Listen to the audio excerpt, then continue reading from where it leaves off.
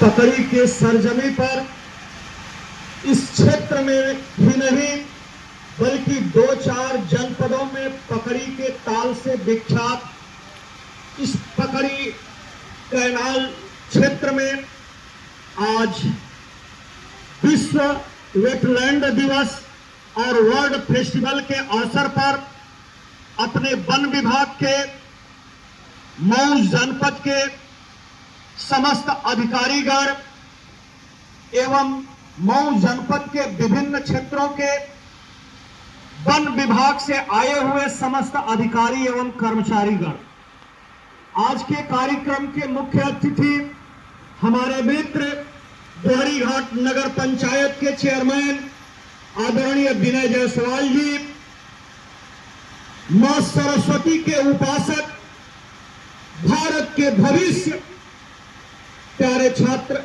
एवं छात्राओं और आपको शीर्ष ऊंचाई पर पहुंचाने वाले मां सरस्वती के उपासक आदरणीय अध्यापकगण एवं अध्यापिकाएं, आज हम सब विश्व वेटलैंड दिवस के अवसर पर यहां उपस्थित हुए। हम सबका ये परम सौभाग्य है जो एक दूसरे के विचारों को जानने का अवसर मिला। आज हम सबके सामने ये भारत का भविष्य बैठा हुआ है। हम सब आज के भारत को देख रहे हैं और विगत कुछ वर्षों से भारत को देखे हैं। आप आने वाले भारत के निर्माता हैं। आगे जो भारत रहेगा वह भारत आपके कंधे पर रहेगा। आपको इस भारत को जगत गुरु बनाना है। आपको इस भारत को सोने की चिड़िया बनाना है। आपको इस भारत को विश्व पटल पर स्थापित करना है। जितना हम सबको भारत को विश्व पटल पर स्थापित करने की जिम्मेदारी है, उससे कहीं अधिक जिम्मेदारी अब आपके कंधों पर भारत को विश्व पटल पर स्थापित करने के लिए आगे आने वाली है। इसलिए मैं आप सबसे, जो आप भारत के भाग्य विधाता हैं, ये कहना चाहूंगा कि भारत को स्वतंत्रता मिली, हमने विकास किया। जहां देश में सुई नहीं बनती थी, हमने हवाई जहाज, हेलीकॉप्टर, मिसाइल बनाना प्रारंभ किया। आज अर्थव्यवस्था के मामले में हम दुनिया में अपने आप को स्थापित किए हैं। आज परमाणु बम, अणुबम के मामले में हम अपने आप को दुनिया में स्थापित किए हैं। रासायनिक उर्वरकों के माध्यम से हम खाद्यान्न के उत्पादन में अपने आप को दुनिया के पटल पर स्थापित किए हैं। जहां हम विश्व के तमाम देशों से खाद्यान्न को आयातित करते थे, आज दुनिया के बहुत सारे देशों को हम खाद्यान्न निर्यात करते हैं या उनको खैरात के रूप में दान करते हैं। आज हमारी ये स्थिति हुई है, लेकिन हमने जो हमारी मूल धरोहर मृदा संरक्षण था, उस अपने मृदा संरक्षण को कहीं नहीं तो कहीं खोने का काम भी किया है।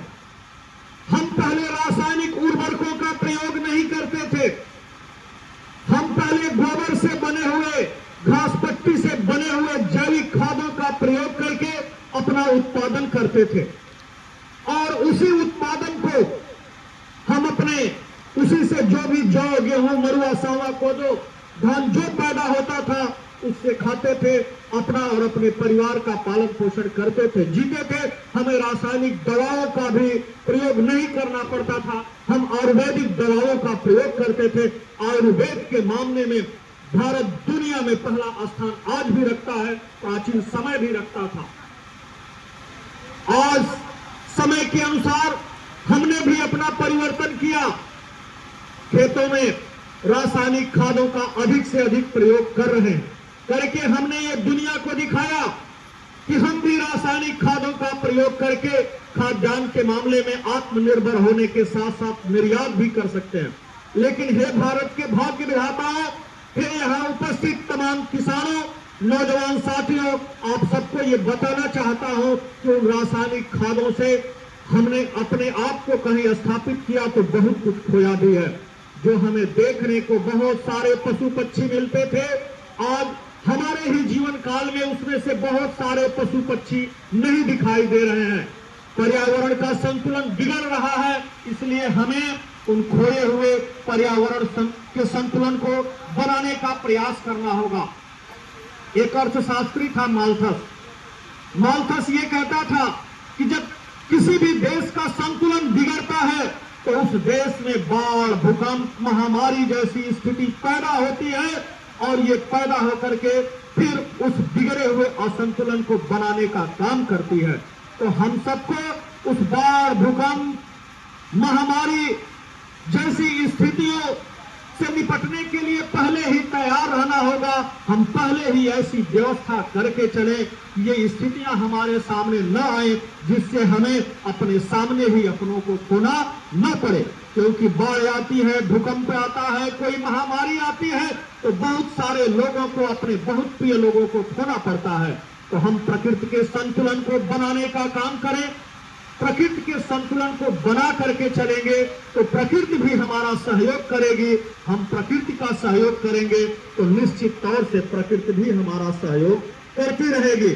तो प्रकृति को, संतुलन को बनाए रखने के लिए जो भी जीव जंतु, पशु पक्षी हमको दिखाई देता है, उस पशु पक्षी जीव जंतु को मिटाने का हमें प्रयास नहीं करना होगा।